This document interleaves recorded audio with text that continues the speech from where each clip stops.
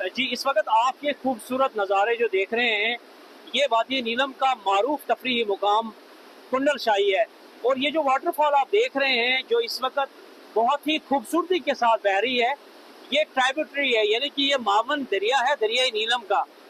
اب یہ جو دریا ہے، جو یہ خوبصورت واٹر فال آپ دیکھ رہے ہیں، یہ ایکچولی وادی بابون، وادی جاگرن کی جو مختلف ندی نالے ہیں ان کو بنا کے یہ نالہ جاگرن یہاں سے بہتے ہوئے دریائے نیلم میں جا کے ملتا ہے۔ اب اس وقت اس علاقے میں جو خوبصورتی ہے،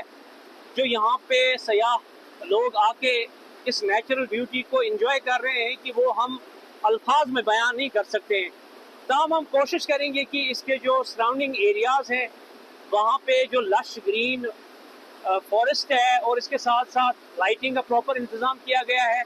لیکن اس علاقے میں اس طرح سے ہوٹلز نہیں ہیں۔ مقامی لوگوں نے گیسٹ ہاؤسز بنائے، اپنے گھروں کو انہوں نے کنورٹ کیا گیسٹ ہاؤسز میں۔ آج ہم اس علاقے میں آئے، کچھ ایشوز ہم نے جو ہے وہ نوٹ کیے ہیں اور بہت ہی سیویئر قسم کے ہیں، سیریس قسم کے ہیں۔ میرے ساتھ اس وقت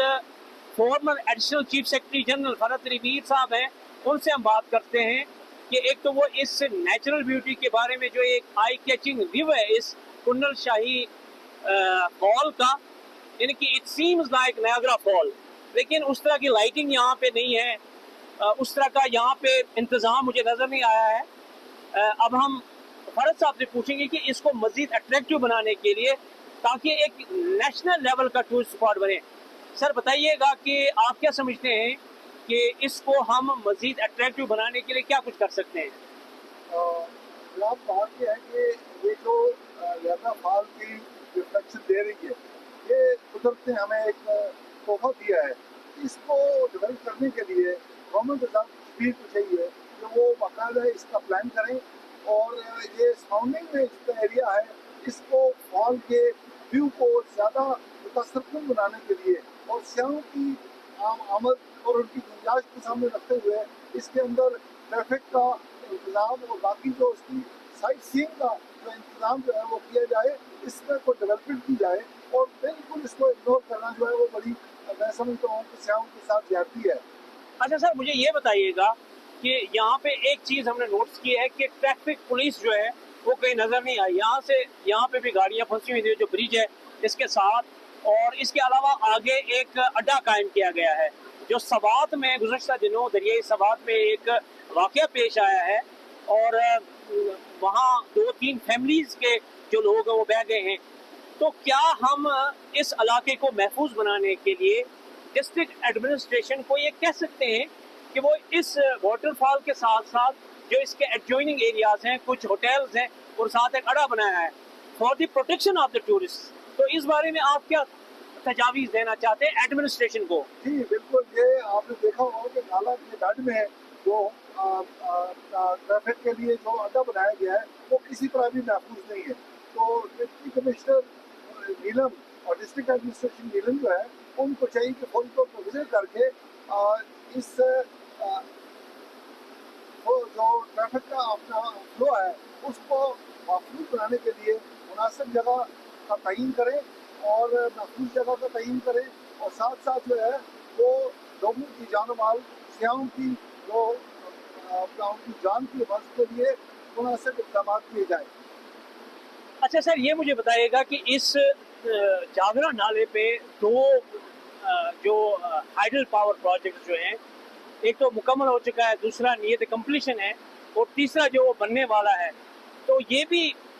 ایک اہم ایشو ہے کہ اس سڑک کے حوالے سے کیا کچھ آپ تجاویز دینا چاہتے ہیں تاکہ ٹورسٹ کے ساتھ ساتھ جو باقی ٹریفک وہاں جاتی ہے اس کو بھی پراپرلی جو ہے اپنی جگہ پہ پہنچایا جائے، جو گاڑیاں ہیں وہ پہنچ جائیں بر وقت۔ یہ کنڈل شاہی سے جو روڈ ہے یہ پہلے جاگران تک جا رہی تھی، اب جاگران سے جو بابون ویلی کو یہ لیڈ کرتی ہے، تو اب جو پاور آف بنے ہیں وہ پاور کو اپروچ کرنے کے لیے یہ اس کی روڈ جو ہے وہ دوبارہ ضرور سے اس کو ریوائز کیا جائے اور اس کی پراپر روڈ جو ہے وہ بنا دی جائے، تاکہ سیاحوں کے ساتھ ساتھ جو باقی جو ڈیولپمنٹل ایکٹیویٹی ہے اس کے لیے ٹریفک کا فلو جو ہے اس کو مناسب انداز سے مینیج کیا جائے۔ اچھا سر اس میں آپ نے ایک اور پوائنٹ ریز کیا ہے کہ اس کو مزید اٹریکٹیو بنانے کے لیے بالخصوص واٹر فال کو وہ کیا تجاویز آپ دینا چاہتے ہیں ڈسٹرکٹ ایڈمنسٹریشن اور ٹورزم اور جو دیگر ادارے ہیں یعنی ٹورزم ڈپارٹمنٹ اس کے ساتھ ساتھ جو باقی محکمے ہیں یعنی کہ اس کی زیبائش اور آرائش کے لیے اس کو خوبصورت بنانے کے لیے کیا تجاویز اور آپ دینا چاہتے ہیں؟ اس میں پبلک سیکٹر اور پرائیویٹ سیکٹر اس کو انویسٹمنٹ جو اٹریکٹ کر کے تو جو انجائننگ ایریاز ہیں ان کے اندر جو جگہ کی گنجائش ہے اس کے مطابق ہوٹلس کی اور باقی جو سائٹ سینگ کی